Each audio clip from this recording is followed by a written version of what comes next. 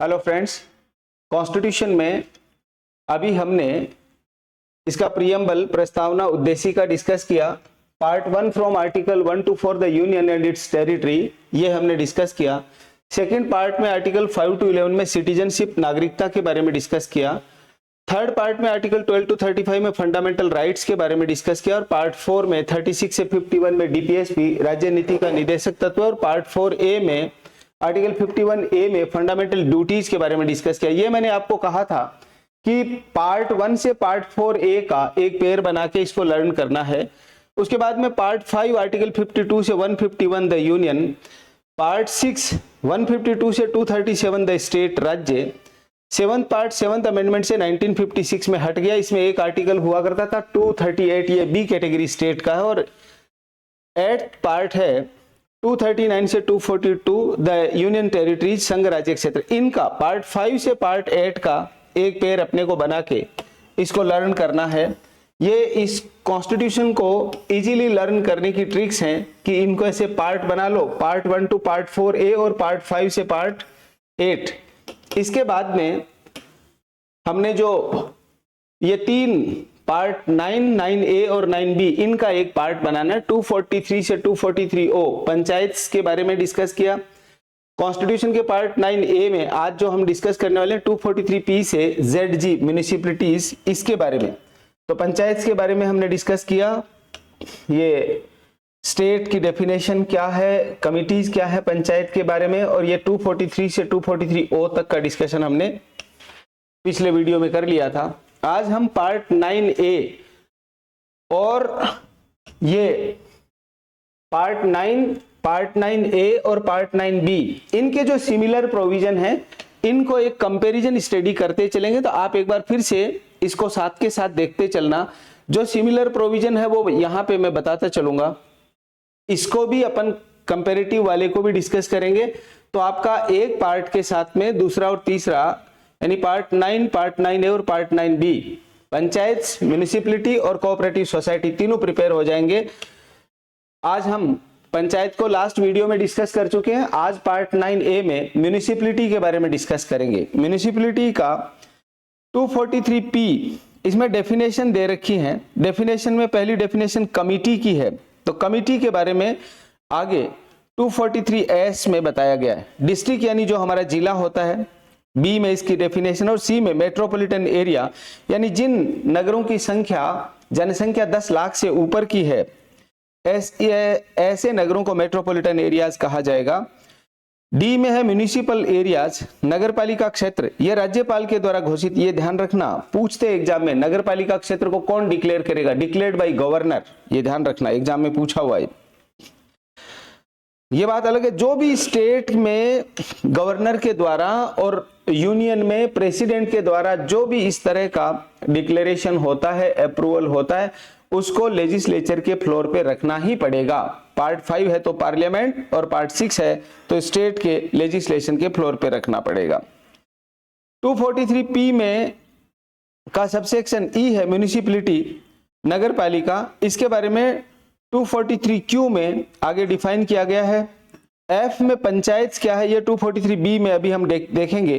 Population means है जो census चल रहा है उसका डाटा रिलीज होना, यानी अभी जैसे 2025 का सेंसस चल रहा है, 2025 की जनगणना आरंभ हो गई, तो इसका डाटा रिलीज होगा जनसंख्या से, इसका मतलब ये होगा। पंचायत में 243Q कॉन्स्टिट्यूशन ऑफ म्युनिसिपैलिटी, नगरपालिकाओं का गठन, ये 243P में कहा गया। आज हम 243P से ZG तक का कंप्लीट डिस्कशन इसमें करने वाले हैं। जैसा प्रोविजन 243P में है, ऐसा सिमिलर प्रोविजन यहां पे देखिए 243P के जैसा प्रोविजन यहां 243 में बता रखा है। इसके गठन में क्या है 243 में, 243 का Q ये कहता है कि ऐसे जो नगर से, यानी गांव से जो नगर में कन्वर्ट हो रहे हैं, जो गांव कस्बों में बदल रहे हैं, उसको नगर पंचायत कहा जाएगा। 243Q का सबसेक्शन 1 का क्लोज A है। बी में जो थोड़ी सी बड़ी संख्या हो गई है वो नगर पालिका, यहां पे देखिए, वो यहां से जैसे गांव से शहर बन गया, वो संक्रमणकालीन क्षेत्र ऐसा कहलाता है। और फिर थोड़ी सी ठीक जनसंख्या हो गई। जो संक्रमणकालीन क्षेत्र है वो नगर, ये जो बड़ी है वो तो नगर पालिका, और वो नगर पंचायत, फिर नगर पालिका, फिर नगर परिषद, नगर निगम, ऐसे। संक्रमणकालीन क्षेत्र यानी कॉन्स्टिट्यूशन में इसके बारे में ट्रांजिशन यानी transition from rural area to urban areas, ये ध्यान रखना, ग्रामीण क्षेत्र से जो शहरी क्षेत्र में तब्दील हो रहा है वो नगर पंचायत, उसके बाद में नगर पालिका, उसके बाद में नगर परिषद और फिर नगर निगम। ये आपके सामने यहाँ पे मैंने बना रखा है। हम हिमाचल प्रदेश गए थे एक टूर लेके, वहां पे मैंने पहली बार कॉन्स्टिट्यूशन के अलावा किसी जगह वास्तव में लिखा हुआ देखा, तो वहां एक जगह है नारकंडा करके, नारकंडा में लिखा हुआ था नगर पंचायत, जो इसमें लिखा हुआ नगर पंचायत, यानी वो गांव से कस्बे में तब्दील हो रहा था, इसलिए उसका नाम नगर पंचायत बना दी। और फिर जैसे और जनसंख्या बढ़ेगी तो नगर पालिका में आ जाएगी, फिर और जनसंख्या बढ़ेगी तो नगर परिषद में आ जाएगी, फिर और बढ़ेगी तो नगर निगम में। मैं जब LLB करता था तब उस समय 1999 और इससे पहले उदयपुर में नगर पालिका थी, फिर ये नगर परिषद बनी, और उसके बाद में अब वर्तमान में ये नगर निगम है। यानी ये देखते देखते इतनी तब्दीली आ गई। पहले शहर छोटा था, फिर और बड़ा हुआ, और अब महानगर का रूप लेता जा रहा है। तो ये इस तरह से कॉन्स्टिट्यूशन ऑफ म्यूनिसिपैलिटी, नगर पालिकाओं के गठन के बारे में प्रोविजन कॉन्स्टिट्यूशन के आर्टिकल 243Q में किया गया है, और इधर 43B में भी इसके जैसा सिमिलर प्रोविजन 243B में इसका ये पेयर इसका यहाँ पे है। 243P के बाद में 243Q, ये 243P और 243Q में जैसा प्रोविजन है ऐसा 243B में ये सिमिलर प्रोविजन का 243P जैसा प्रोविजन 243 में पार्ट 9 में। ये पार्ट 9 और पार्ट 9B की एक कंपैरिजन टेबल डिस्कस करेंगे हम आज के इस डिस्कशन में। 243Q जैसा प्रोविजन 243B में है, तो आप ऐसा करिए, आपके कॉन्स्टिट्यूशन के बैरेक्ट में 243 आर्टिकल में लिख लो 243Q, और 243Q आर्टिकल में लिख लो 243B। इससे पहले वाले 243P में 243 लिख लो, 243 में 243P लिख लो, इसमें एक के साथ में एक प्रिपेयर हो जाएगा। इसको लिंकिंग मेथड्स ऑफ टीचिंग या कंपैरिजन मेथड भी कहते हैं।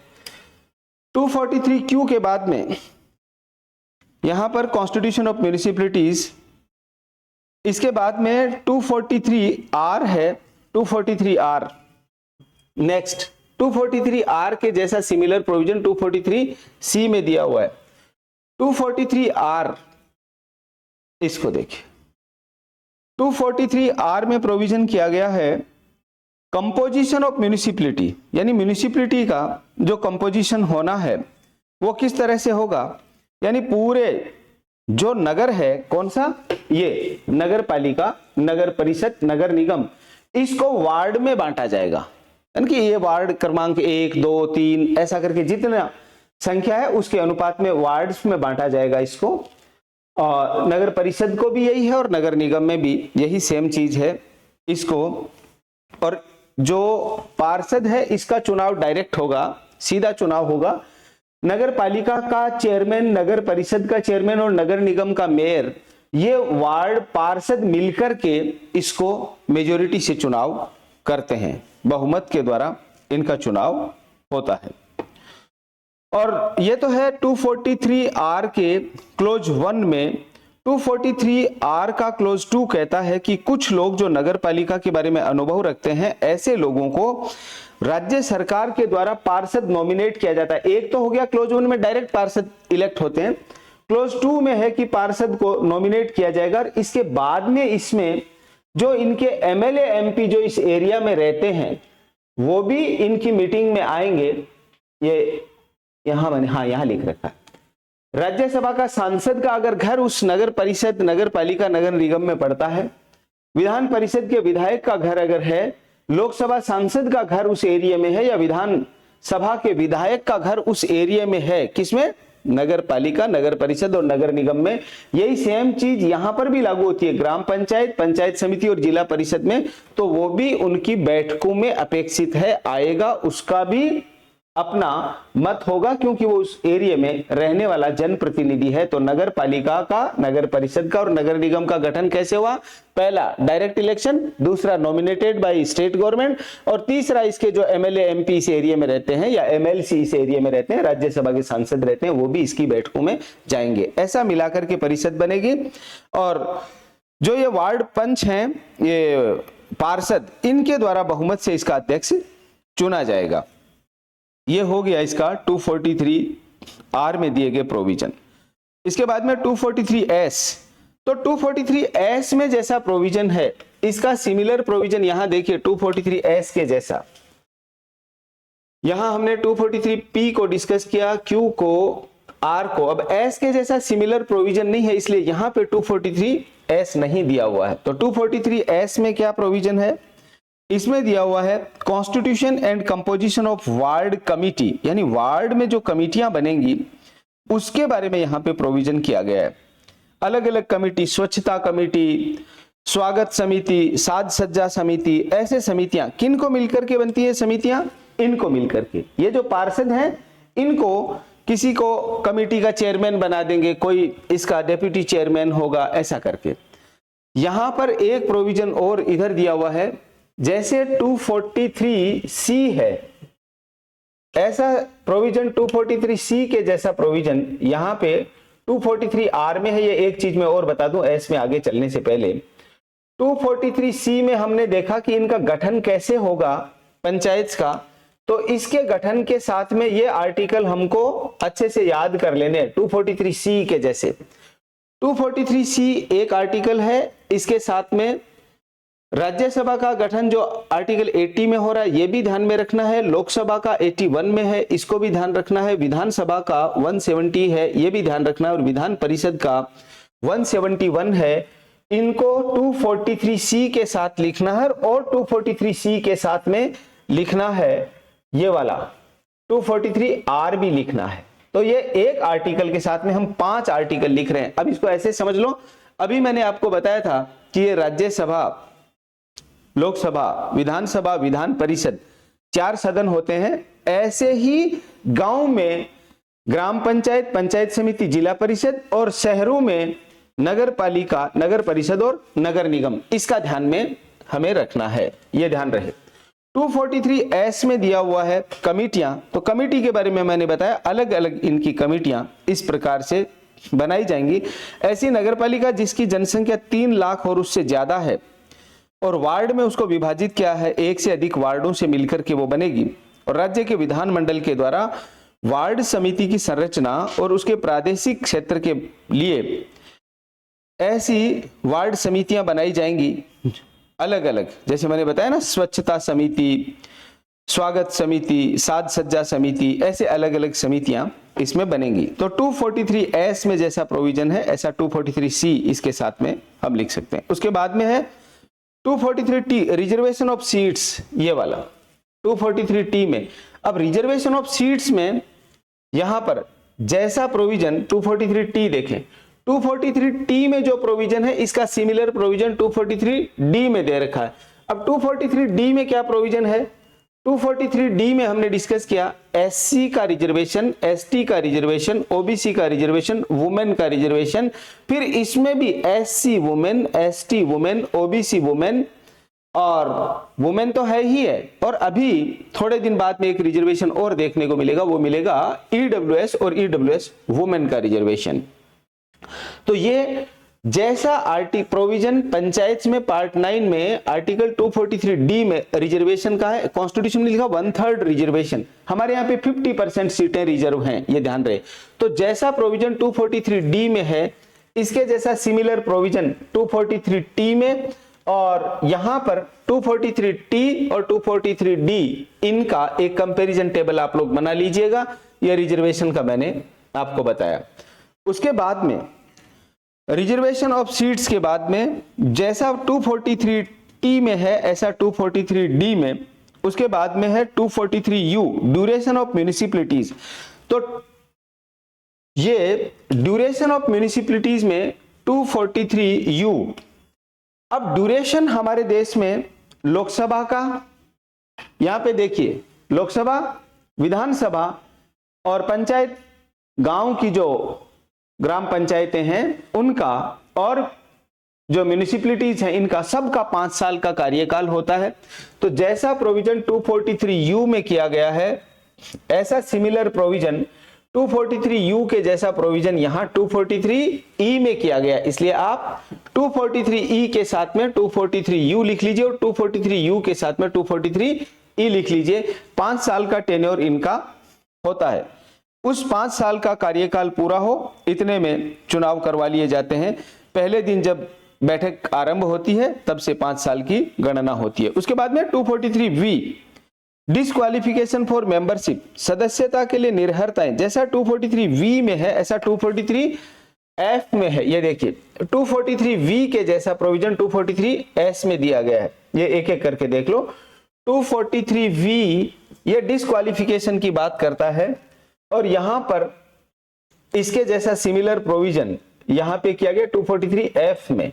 ये यहां देख लीजिएगा 243V के जैसा प्रोविजन 243V के सिमिलर प्रोविजन 243F में। क्या डिस्क्वालिफिकेशन होगी? अगर वो भारत का नागरिक नहीं रहा है तो अयोग्य हो जाएगा।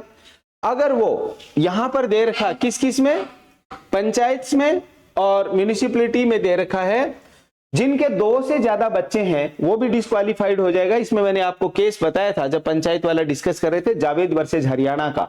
इसमें 2 से ज्यादा बच्चे होने पर भी डिस्क्वालीफाई हो जाएगा। राजस्थान में जब पहले वसुंधरा राजे सरकार थी तो उन्होंने ऐसे एजुकेशनल क्वालिफिकेशन भी कंपलसरी किया था। पंच है तो 8वीं पास, यहां पर ये देखिए 8वीं पास, 10वीं पास सरपंच के लिए, 12वीं पास प्रधान के लिए, जिला प्रमुख के लिए ग्रेजुएशन, ऐसा एजुकेशनल क्वालिफिकेशन भी की थी। और 2 चाइल्ड नॉर्म्स जो जावेद वर्सेस हरियाणा में सुप्रीम कोर्ट ने कहा for elected post 2 child norms जो पॉलिसी है वो कॉन्स्टिट्यूशनल है, ऐसा जावेद हरियाणा में कहा। जावेद ने कहा कि हमारे पत्नियां 4 होंगी तो एक के 2 बच्चे होंगे तो 8 बच्चे तो हो ही सकते हैं। तो कोर्ट ने कहा नहीं, ऐसा नहीं चलेगा। जो इलेक्टेड पोस्ट है इसके लिए 2 चाइल्ड नॉर्म्स है वो कॉन्स्टिट्यूशनल है, इसको ध्यान में रखना है। तो ये जैसा हमारे यहां पर पंचायत में 2 चाइल्ड नॉर्म्स है, नगर पालिकाओं में 2 चाइल्ड नॉर्म्स है, ऐसा ही विधानसभा और विधान परिषद में भी होना चाहिए, जो अभी है नहीं।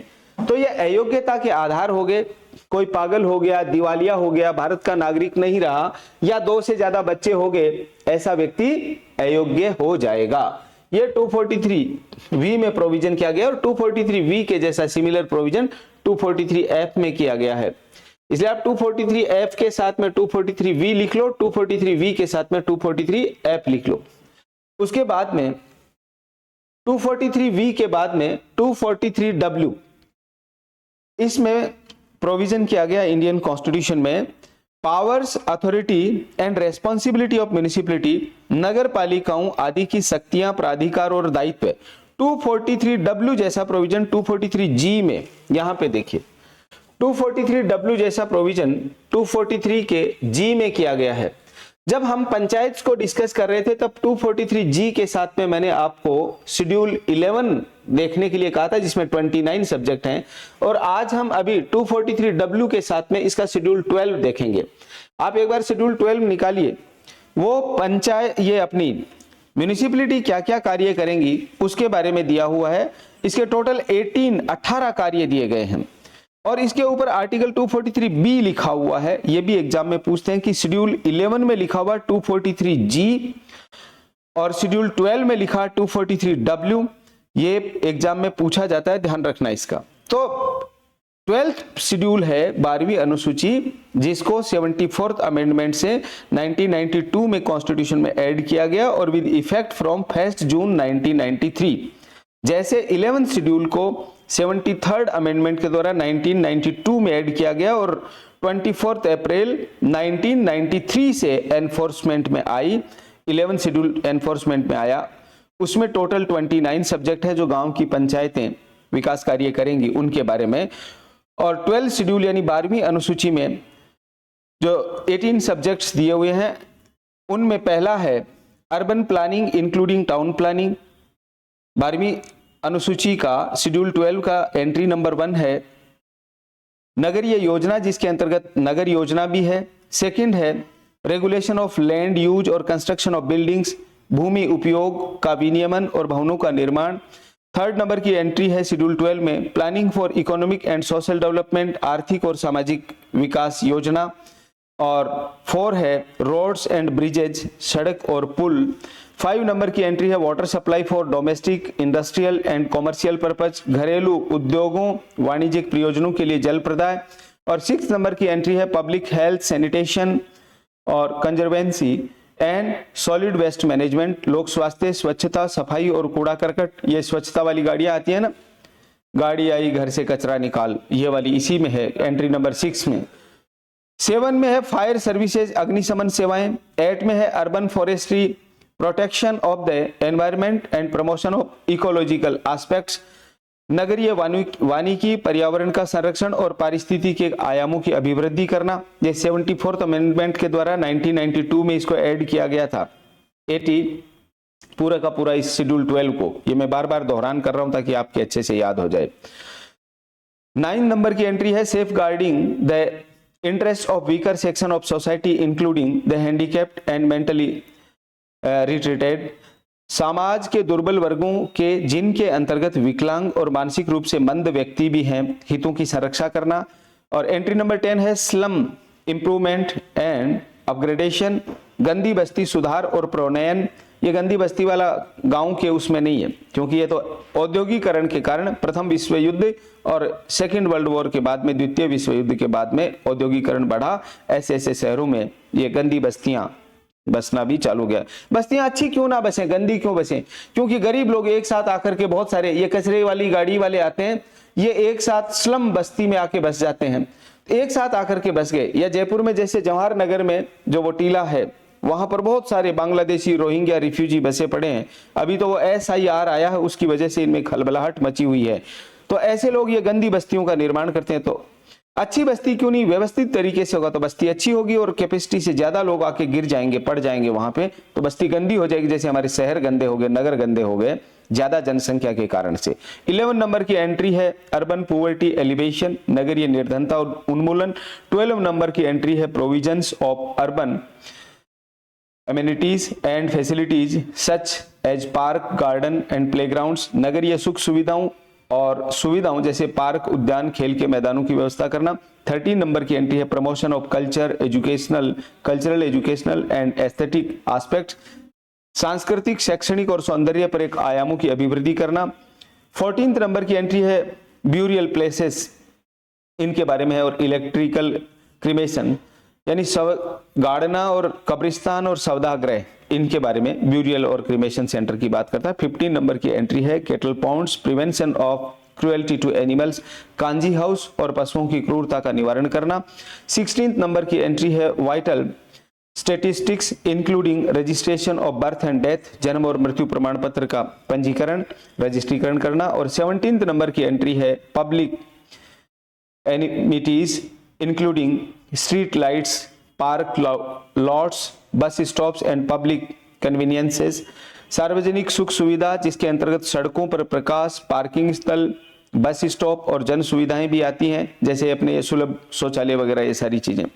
और 18 नंबर की एंट्री है regulation of slaughter houses and tanneries, वधशालाओं और चर्मशालाओं का विनियमन। तो ये नगर पालिका, नगर परिषद और नगर निगम, इनके लिए ये शेड्यूल 12 में जो कार्य बताए गए हैं, जैसे आर्टिकल 243W में क्या बताया गया है, 243W जैसा वर्क यहां 243G में बताया गया है, ऐसी सेम चीज 243W में भी है। क्या क्या कार्य करेंगी? इकोनॉमिक डेवलपमेंट, सोशल जस्टिस के कार्य करेंगी। और यहां पंचायत में जैसे शेड्यूल 11 है, हमारा 243W में शेड्यूल 12 आ जाएगा। ये कार्य पंचायत जो करती है 243G में, ऐसा 243W में हमारी म्यूनिसिपैलिटी ये कार्य करती है। कौन सा? सोशल और economic development, social justice, economic development, social justice. और शेड्यूल 12 में जो सब्जेक्ट बता रखे हैं 18 सब्जेक्ट, जिनके बारे में अभी हमने देखा। 243W के बाद में 243W जैसा सिमिलर प्रोविजन 243G में है, ये भी हमने डिस्कस किया। 243X, X यानी यहां ट्विटर नहीं है, 243X power to impose taxes by और फंड्स ऑफ द म्यूनिसिपैलिटीज, नगर पालिकाओं के द्वारा करों का अधिरोपण करने की शक्ति और उनकी निधियां। यानी 243X में जो प्रोविजन किया गया है वो नगर पालिका, नगर परिषद और नगर निगम अपने लिए फंड क्रिएशन करने के लिए टैक्स लगा सकती हैं। हमारे हर शहर में जाते हैं तो आप ध्यान देना, कभी बस के किराए में, जैसे यहां से अजमेर जाएंगे तो उसके अंतर आएगा 1 रुपए का, आने के टिकट और जाने के में। ऐसा रोडवेज में कई बार आपको देखने को मिलता है, क्योंकि रेलवे तो ऑल इंडिया का सब्जेक्ट है, इसलिए उसमें ऐसा नहीं मिलता। यहाँ राज्यों में अलग अलग टैक्स है इसके हिसाब से। तो ऐसा टैक्स रेवेन्यू जनरेशन के लिए 243X में लगाया गया है। ऐसा सिमिलर प्रोविजन यहाँ पे 243H में है। यहाँ पे गांव की पंचायतें अपने रेवेन्यू जनरेशन के लिए टैक्स लगाती हैं। जैसा मैंने बताया था, खाटू श्याम जी जहां पर खाटू गांव है, सालासर बालाजी सालासर गांव है, सांवलिया सेठ मंडफिया गांव में है। अब वो पहले गांव थे, अब धीरे धीरे वो गांव कस्बे में बदल रहे हैं, जिसको ट्रांजिशनल एरिया हमने कहा, जिसको नगर पंचायत कहा। और हमारे यहाँ पे अभी तक उनको ग्राम पंचायत ही कहा गया और फिर सीधा नगर पालिका में कन्वर्ट कर देते हैं, मगर कुछ स्टेट में इसको ग्राम पंचायत, इसको नगर पंचायत का नाम भी दिया गया। तो ये 243H में जैसा प्रोविजन है, ऐसा ही 243X में दिया गया, यानी टैक्स इंपोज करना रेवेन्यू जनरेशन के लिए। फिर 243Y यानी इसके लिए एक वित्त आयोग होगा। जैसा आर्टिकल 280 में फाइनेंस कमीशन का प्रोविजन किया गया है, ऐसा ही Y में फाइनेंस कमीशन लिखा है। तो आप इसके साथ में 243Y के साथ में 280 आर्टिकल लिख लीजिए और 243I लिख लीजिए। इसके जैसा 243Y के जैसा सिमिलर प्रोविजन यहां पर 243Y जैसा सिमिलर प्रोविजन 243I में है, ये पंचायतों के लिए वित्त आयोग है। और 243Y में, जैसे 243I में पंचायत के लिए वित्त आयोग है और 243Y में म्यूनिसिपैलिटी के लिए वित्त आयोग है, वैसे वित्त आयोग का प्रोविजन आर्टिकल 280 में किया गया है। यह हमें ध्यान में रखना है। 243Y के बाद में 243Z audit of account of municipality, यानी हमने जब वित्त के बारे में टैक्स लगा दिए 243Y में, अब उनका हिसाब किताब भी देना पड़ेगा। तो हिसाब किताब हम देंगे 243Z में। ऐसा सिमिलर प्रोविजन 243J में है। ये 243Z जैसा प्रोविजन 243J में यहां पे किया गया है। सेम प्रोविजन 243Z जैसा 243J में। 243ZA इसमें प्रोविजन किया गया है इलेक्शन ऑफ म्यूनिसिपैलिटी, नगर पालिकाओं के लिए निर्वाचन करना। जैसा प्रोविजन 243ZA में किया गया है, ऐसा सिमिलर प्रोविजन 243K में किया गया है। यहाँ पे डायरेक्ट इलेक्शन होते हैं 243ZA में। यहाँ पर डायरेक्ट इलेक्शन होते हैं, यानी पार्षद को सीधे चुनाव में चुना जाता है, और यानी डायरेक्ट इलेक्शन के थ्रू चुना जाता है। और कोई सीट खाली होगी तो विद इन 6 मंथ उनका इलेक्शन करा लिया जाता है। 243ZB के जैसा सिमिलर प्रोविजन 243ZB जैसा सिमिलर प्रोविजन 243L में किया गया है।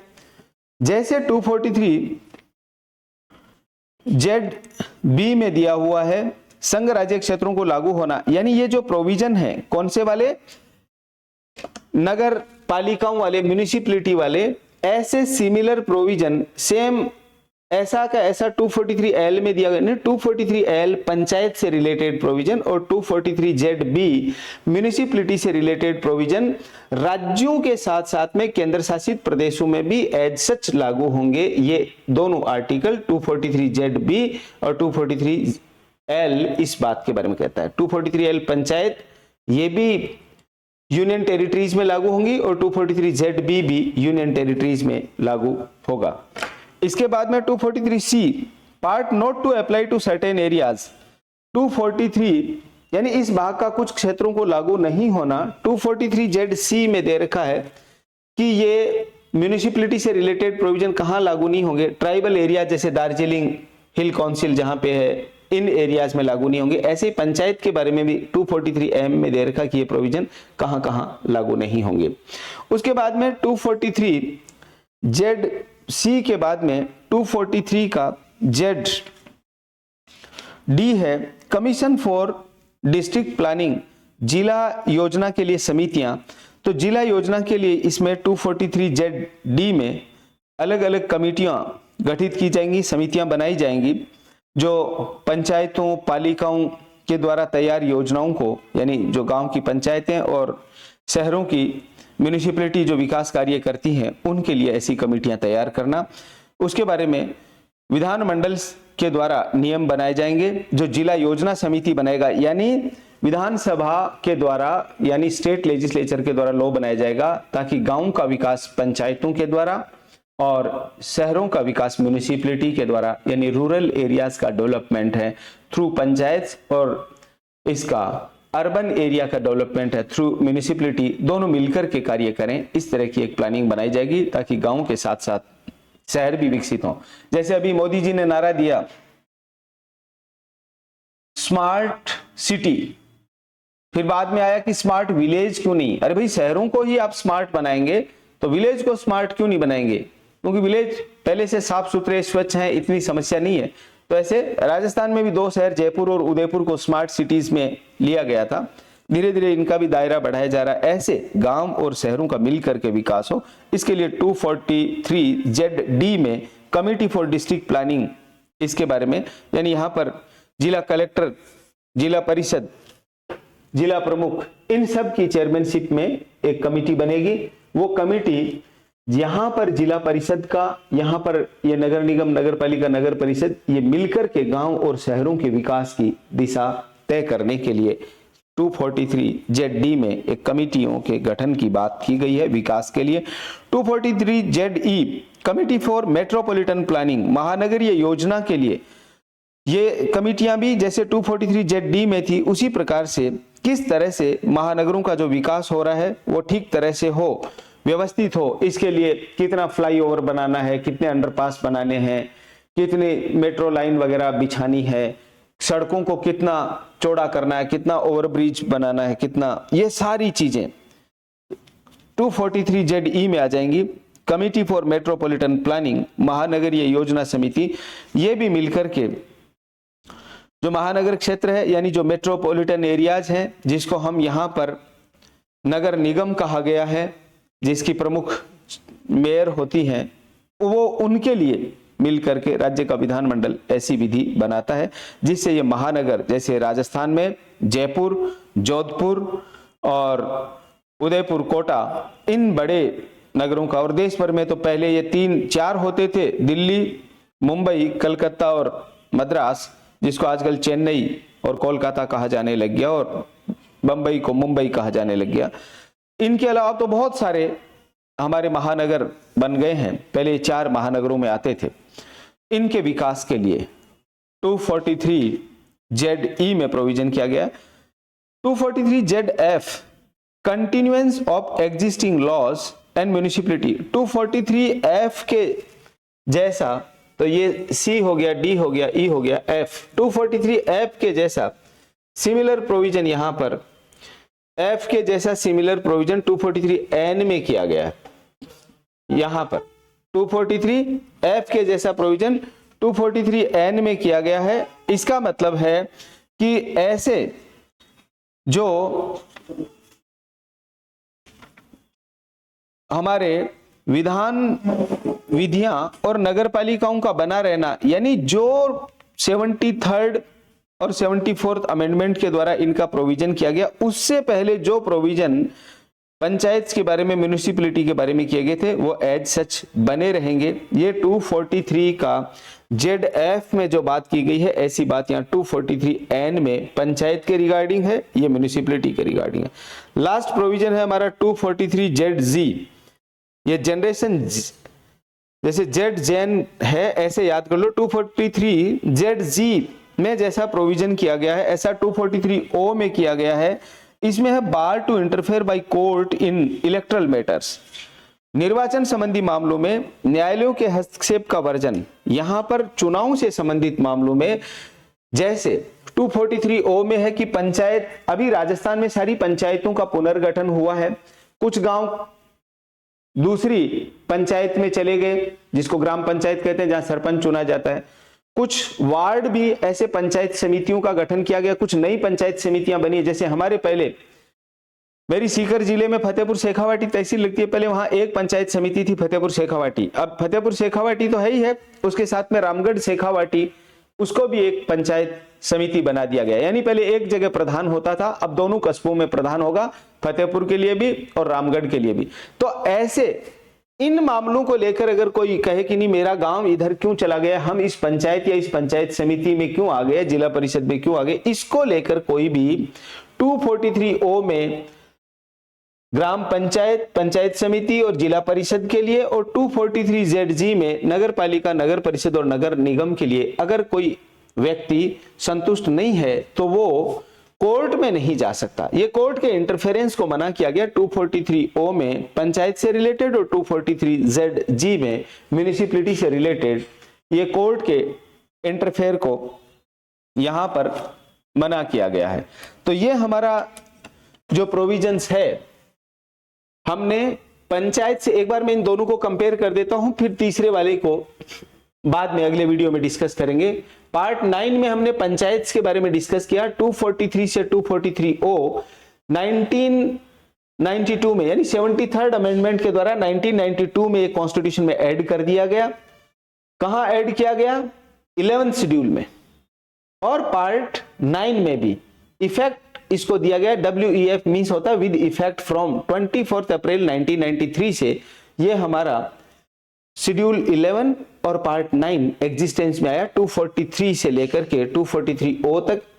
ऐसे ही म्युनिसिपलिटी से रिलेटेड पार्ट 9A 243P से लेकर ZG तक 74th अमेंडमेंट के द्वारा 1992 में इसका कॉन्स्टिट्यूशन में इसको ऐड किया गया, WEF विद इफेक्ट फ्रॉम 1 जून 1993। इससे एक तो पार्ट 9A 243P से ZG और दूसरा शेड्यूल 12 कॉन्स्टिट्यूशन में ऐड किया गया। इसको हमने डिस्कस किया। ये इनके जैसा सिमिलर प्रोविजन है 243P जैसा 243 में, 243Q जैसा प्रोविजन 243B में, 243R जैसा 243C में, 243T जैसा प्रोविजन 243D में, 243U जैसा प्रोविजन 243E में, 243V जैसा प्रोविजन 243F में, 243W जैसा प्रोविजन 243G में, और 243X जैसा प्रोविजन 243H में, 243Y जैसा प्रोविजन 243I में, और 243Z जैसा 243J में, 243ZA जैसा प्रोविजन 243K में, 243ZB जैसा सिमिलर प्रोविजन या 243L में, 243ZC जैसा सिमिलर प्रोविजन 243M में, 243ZF जैसा सिमिलर प्रोविजन 243N में, और 243ZG जैसा प्रोविजन 243O में किया गया। ये सिमिलर प्रोविजन है पार्ट 9 और पार्ट 9A के, आर्टिकल 243 से 243O और इधर 243P से 243Z तक। ये प्रोविजन हमने पार्ट 9 और पार्ट 9A का कंपैरिजन भी डिस्कस किया। नेक्स्ट जो डिस्कशन होगा उसमें पार्ट 9B के बारे में हम लोग डिस्कस करेंगे। आपको वीडियो कैसा लगा कमेंट करके जरूर बताइएगा। इसको ज्यादा से ज्यादा लाइक, शेयर और सब्सक्राइब करें। नमस्कार।